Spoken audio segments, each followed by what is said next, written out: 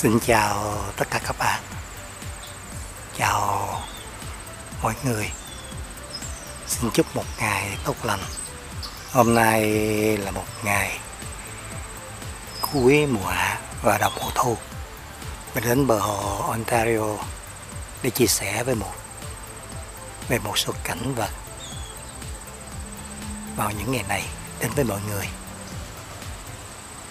Hi everyone, have a good day. Today, the end of the summer and the start of autumn. We are going to Ontario Lake Shore. I want to share something out there with everyone.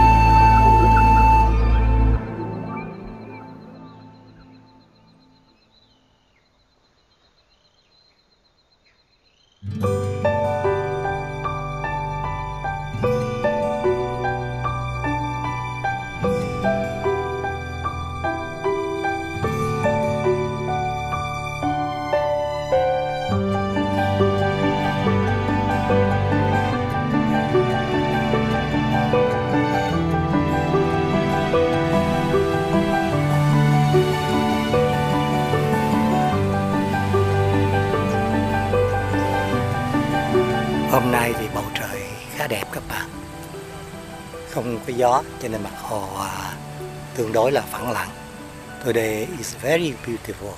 No windy, so the face of the lake is smoothly.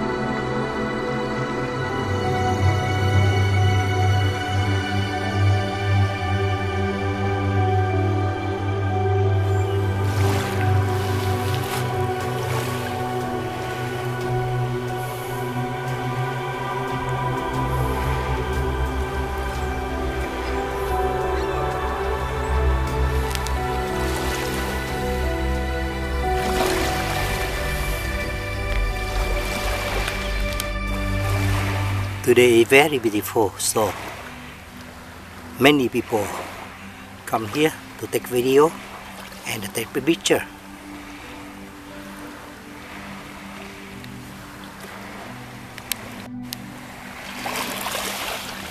Sáng nay trời đẹp, cho nên rất nhiều du khách đến đây để quay phim chụp hình các bạn ơi.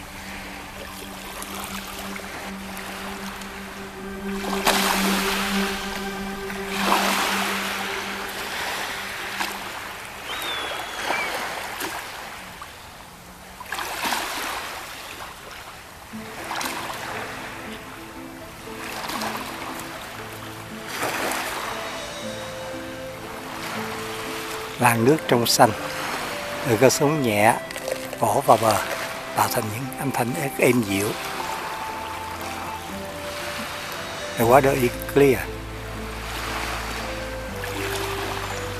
A little wave is hitting like storm, make the spooky sound for us.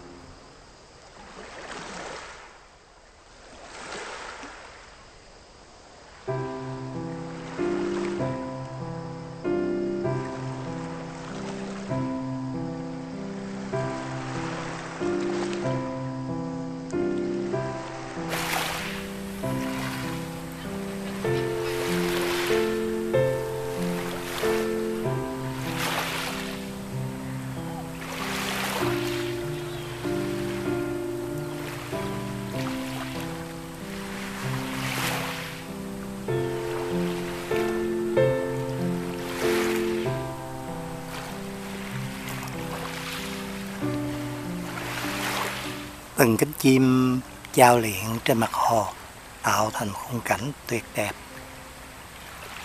The bird is flying on the face of a lake, make the view very beautiful.